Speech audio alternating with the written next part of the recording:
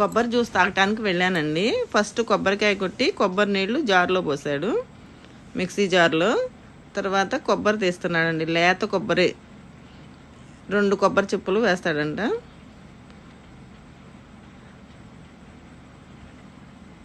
మనం ఇంట్లో కూడా తయారు చేసుకోవచ్చండి. ఇది బయటకు వచ్చాను కదా అని తాగుతున్నాను. సమ్మర్లో మంచి డ్రింక్ అండి ఇది.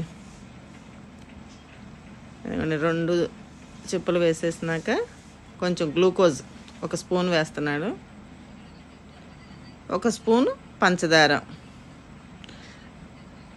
ఐస్ క్యూబ్స్ కూడా వేసుకోవచ్చు, అవి వద్దని చెప్పాను నేను. తెనాల్లో కొంచెం పని ఉండి వచ్చానండి. పని అయిపోయినాక ఈ జ్యూస్ షాప్కి వచ్చాను. ఇక్కడ కొబ్బరి నీళ్ళు కూడా అమ్ముతారు ఈ జ్యూస్తో పాటు.